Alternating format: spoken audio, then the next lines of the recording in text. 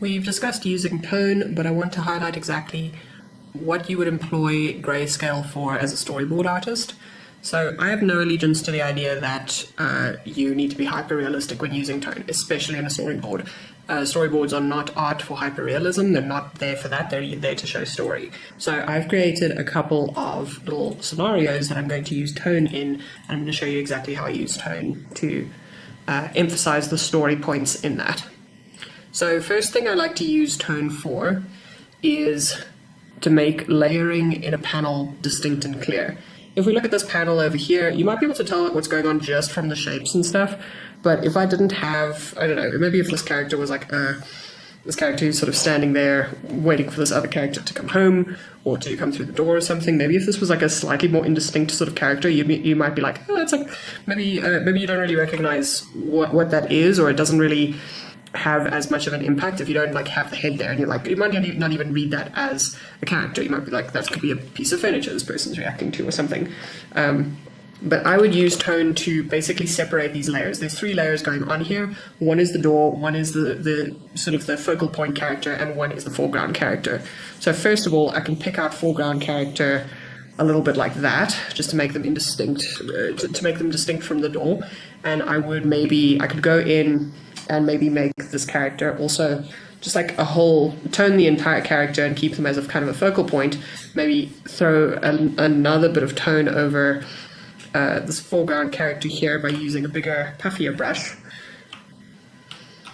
And because my opacity is down, maybe use something there and just sort of tone the front here, so it's like, especially if this was perhaps, this is also a bit of a lighting cue where it's like maybe this character's coming home at night. So I've left a little bit of white in the middle there. Or I've left a little bit of a stripe in the center there, where it's like I'll make it a little bit more distinct over here to emphasize, like, this is the area of greatest contrast. Our eyes kind of go there, but the line of this, where this character is looking, is to the foreground, and we know there's something in the foreground that they need to look at. So that's one way that I would use tone for this. You could get a little bit extra and go in there and make it a shadow layer if you really wanted to. What's a bad shadow layer? Something like that is more appropriate. Maybe add little extra shadow layers over here just to indicate like the underside of an arm, or like the volume of a belt or something along those lines.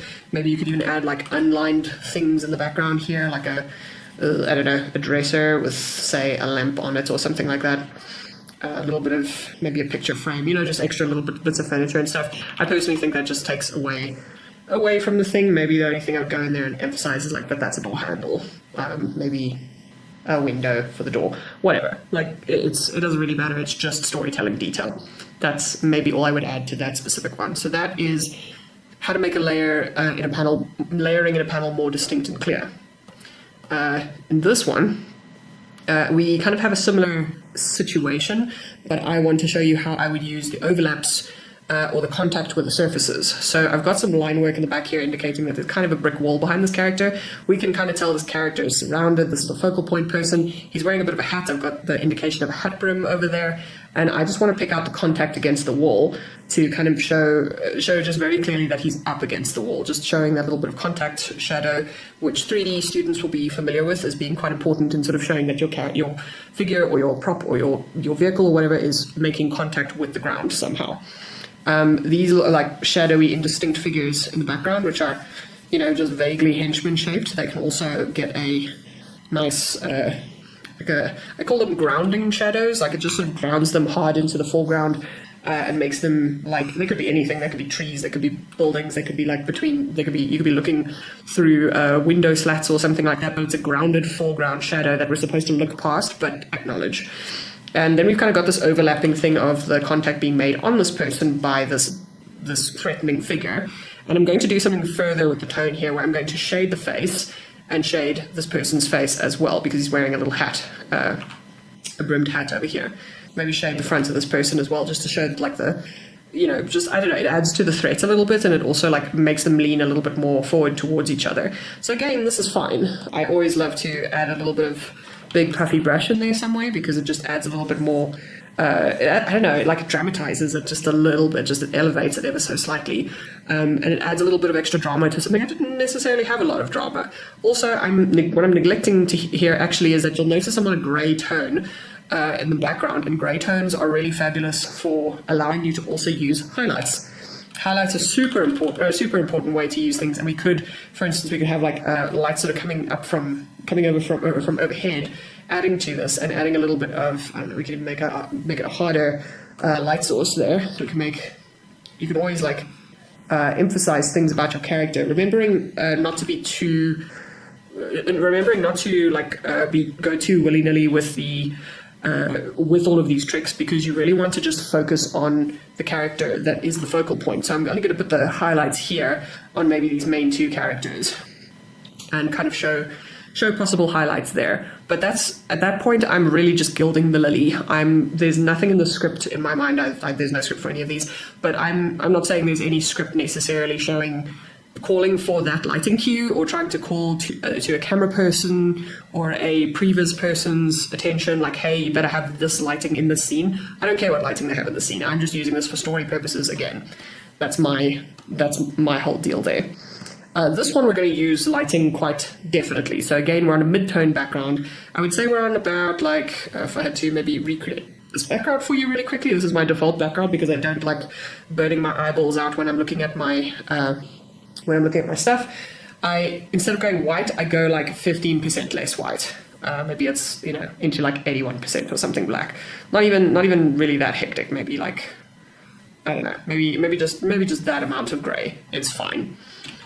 That's even that's a little bit brighter than it was, but you'll see it'll still take a white tone, and I can see a white tone nice and clearly against that. I'm going to stick with my older layer down here, and this is just my default for storyboards because it's just a little easier to see, and it also gives you the advantage of using highlights. So let's say that this is using both foreground tone. There's an element of like an up angle or an upward facing angle here, and I've made this person's face indistinct because I want to give this impression that this person's actually blinded by them, and maybe there's a light source, maybe this person's emitting the light source, this person's like, holding a hand up in front of his face, trying to shield his eyes from this vision that they see in front of them. But we're actually going to use highlight over here in a much more storytelling focused way, where like this would be something like the script says the person like tries to get a glimpse of the vision in front of them, but they just can't see them. Like that's a specific script directive that we have there. So I'll start with my regular sort of tone. I've got something I call Shady Baby there. That's literally just maybe like a 22% opacity brush. In black. So very light tone of brush. I can always like make harder tones as I go there. You can make any number of tones of brush you really want to. I just normally stick with one. I used to get very intricate about my tone brushes. I no longer do. Maybe make a little shade over the guy's face. Maybe pick out that whatever that is. I think I had an impression that was like a lampshade, and this is like I don't know, this is like the side of a bridge or something like that. This person's like fallen down next to a railing or whatever. There's possibly a street light there or something. I think I'm going to pick out this person in a tone as well and then cover them. So I'm going to have this over here, get my big puffy round brush, go to white, and maybe I'll do an extra layer there just so I can play with this. It's kind of have like go over it multiple times and kind of shade just beyond the face. You'll see I'm not going on the face particularly, but just a little bit beyond the face there, where like this person's blinding them slightly. And this could even be, I'll actually pick up this opacity a lot so it's easier to just draw. This could actually be a thing where it's like maybe the white is really overtaking almost the guy here. He's almost like being, erased by the light slightly. And then I'll go in and hit the clear mode and just take a little bit out, erase it slightly on the person's face, so that you can see that distinctly there is a person there, like that the face is hidden. And then I'll go in with kind of a bigger, more 100% opacity brush and just, highlight distinctly on the person that this light is like in their face. Maybe even like I could have a hard light shape there if I wanted to, or I could have like, I don't know, maybe I could even have hard lines of rays coming out. Maybe I'll do that with my shady brush. Just have these hard rays, guard rays coming out from this, just to really emphasize that the light is hitting this person hard. You will also notice that I had these sort of, I'm not trying to imply that this person's under a ceiling, but I am using ceiling grids there just to emphasize the sky and to emphasize the upward angle. You can always take those and throw them onto a lower opacity. I find I hardly ever do that. So just by using tone there, we've added an important sort of story point of like this person being blinded by whatever the thing is in front of him. So that's kind of my third thing, is showing specific scripted lighting cues. And now the last, what happens when you kind of start using tone, because I like to use tone this way, I will also use tone. It also enables me to do a few other things with my characters, like you kind of saw earlier. If I have a character just sort of sitting out here, I can shade the entire character, and that instantly makes them more of a focal point, because now they are in contrast to the area around them. Bonus points, obviously, if you color code your characters. If you have a cast of millions of characters, I wouldn't bother doing that to anybody except the really important characters. Actually, maybe specifically important if you have a lot of human characters and, like, say an army, but the main character is a captain or something, so you always want to pick out the captain among the army, stuff like that.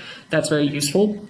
Or like the famous Teenage Mutant Ninja Turtles example, where, you know, they are all very similar boxy looking characters, so they are specifically color coded in like their bandana colors. But this allows me to kind of tone the whole character, and when I tone the whole character, I can work very loosely. I rarely clean up tone that goes outside the lines.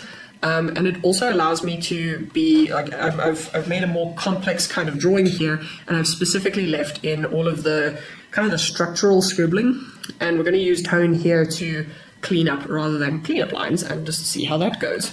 I haven't tried cleaning this up yet, so I don't know how it's going to go, but I would kind of go for maybe obvious sort of shading. I think I want to go for these foreground tones over here, so these are just like trees or something, maybe like got like little extra bits of textural shading on them or something. These two people are smoking, which involves a bit of a lighting cue. It's a bit of like a foreground bush thing there. Actually, I don't want the overlapping vibe. I want that to be a solid shape over there. So I'm going to go, oops, no, maybe shading. Maybe shading it twice. Lasso tool is your best friend here, obviously. And yeah, I'm just gonna kind of go over this a little bit and see how it sort of works. I'm mostly only playing. I've only really been playing in the shadowing sort of area here, but let's maybe play in working in a little bit of a lighting cue there. So I don't know. If I imagine this initially at night, like these people are trying to have a private conversation away from prying eyes, kind of like maybe near the edge of a wood, and they're sort of like smoking while they're talking. So I'm going to put in like a lighting cue over there. I could do this. Actually, I could do this on another. I could do this with a softer brush on another layer, and maybe add in, maybe make it a little bit darker there, and actually really go in with like these sort of very moody, moody tones and so on, and really start to play with the lighting here. So like maybe, you know, there's a little light shining on the person's face. This guy's got kind of like a cigarette end thing happening over there. There's a little bit of smoke happening. So that's kind of fun. I could go on to this layer over here and maybe erase a little bit. I'm going to go to clear again and choose my soft brush, pull it up a little bit. Alright, did I make it too small now? Is it too small? Is it too big? Okay, I'm going to take my larger brush and see if I can kind of go in there and erase that bottom area a little bit. Maybe push back these background elements and so on.